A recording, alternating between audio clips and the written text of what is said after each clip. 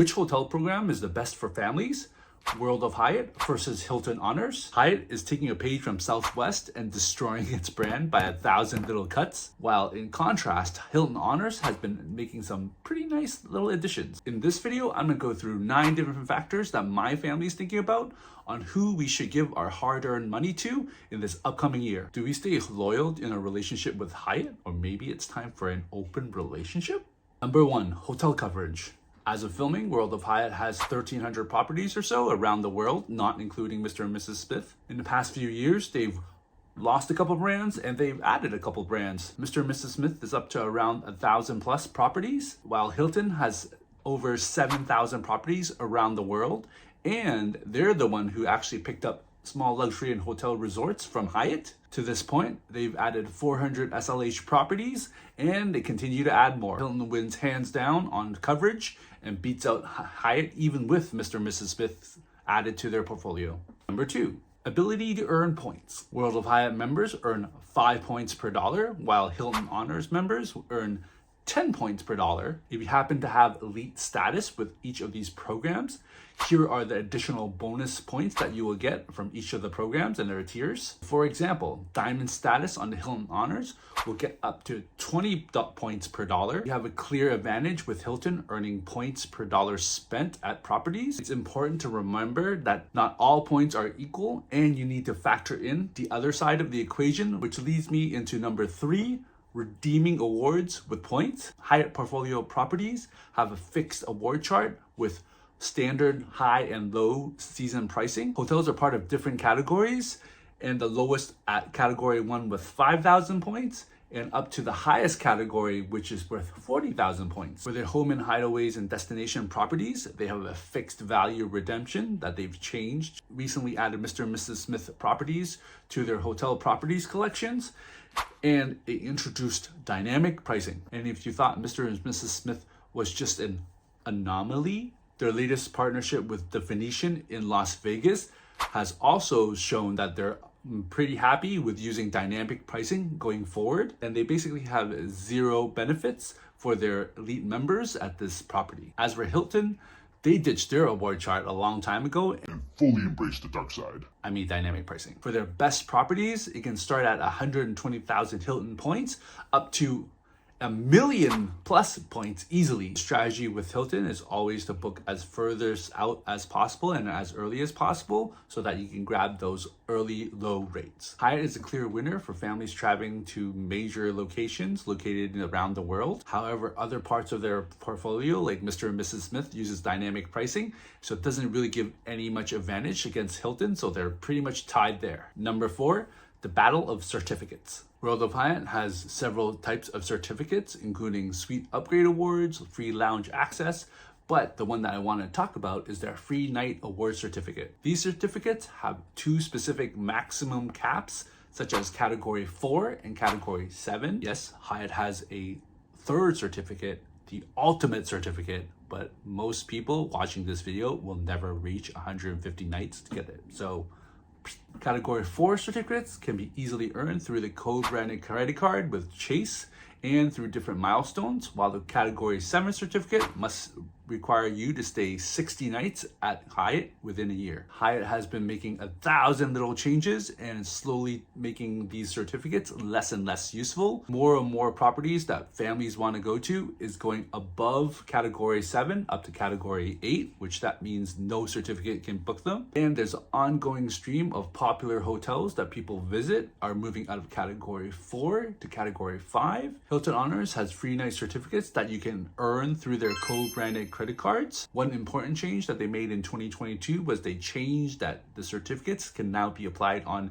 any day of the week. Previously, it was only weekdays. Unlike Hyatt, the certificate doesn't have a maximum category and can be used at any of Hilton's top properties around the world. These certificates are best for families that really want to experience luxury in a specific destination. And if you get multiple of these Hilton co-branded credit cards and time it correctly, you can get multiple of these free night certificates and stack up a really long stay and you can spend nothing out of pocket. In this category, Hilton wins hands down. I'm sad to say, even as a top tier Hyatt globalist, I stay 60 nights and have a category 7 certificate, and it's so sad that I can't use it as some of these properties that my family wants to visit. Number 5, how easy is it to get elite status for a family? World of Hyatt has 3 elite levels at 10, 30, and 60 night stays. And the World of Hyatt's personal co-branded credit card gives you automatic Discover status, which is the lowest tier, and 5 elite qualifying nights by default to make it easier to earn your next level. Most families don't stay the full 60 nights a year at Hyatt hotels. They use a combined strategy of credit card spend on a co-branded credit card, actual stays at Hyatt properties during holiday schedules, and mattress renting at cheap category 1 hotels around the world. Hyatt saw what we were doing and they're starting to crack down on those category 1s. 22 of those properties are changing this upcoming March and will make it harder for people to grab globalists this year. Hilton also has 3 different tier levels with different ways of getting elite status, including qualifying nights, number of stays, and or meeting a specific threshold. For Hilton, they actually have a nice shortcut to get elite status, and that's through their co-branded credit cards that they offer with American Express. So you could get top tier Hilton Diamond status by just getting the Hilton Aspire card, which has an annual fee of $550. But you know how the saying goes, if everybody has diamond status, does anyone have diamond status? One important note, Hilton's level of service and recognition of these elite status tiers really varies between domestic properties and international properties. In this category, Hilton wins hands down. You get top tier elite status just by paying $550. You can't get any easier. Number 6, elite status that families want. Instead of doing a full comparison of all the benefits between the 2 programs, I really wanted to focus on a couple that families really want. Number 1, breakfast. One of the best benefits for kids and families while traveling is having a big, nice breakfast when you wake up and not having to rush to find something out of the hotel. The globalist free breakfast benefit really shines at top tier properties, and this benefit can easily save families hundreds of dollars on their stay. The official benefit terms is up to 2 adults and 2 kids on a registered room. Hilton offers a breakfast benefit for their gold and status tier levels. Here's the following policy for domestic US.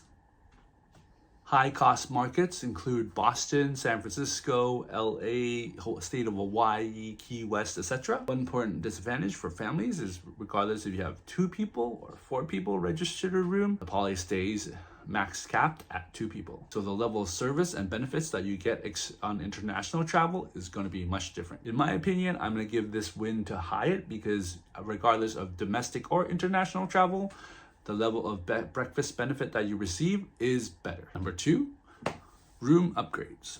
Why I chose this perk for families is because it's always nice to have a little bit more room for a large family that you're traveling with. One of the main advantages that World of Hyatt has is the Suite Upgrade Award, which allows you to pre-book locations that for stays that you really require that extra room, such as a suite. However, for Suite Upgrade Awards, these are milestone awards that you receive after staying certain amounts of nights. For Hyatt, here are the brands and specific properties that are excluded. In my personal experience, my hit upgrade rate is pretty well north of 50 to 75%. It really depends on some key factors like season that you're traveling, how many are in your party, how long is your stay, if you use cash or points, and the type of property that you're staying at, may it be a budget or luxury hotel. For Hilton, here are some exceptions that they do not allow for upgrades. Okay, I gotta be honest, I am not a Hilton connoisseur, so I don't have much experience staying with Hilton.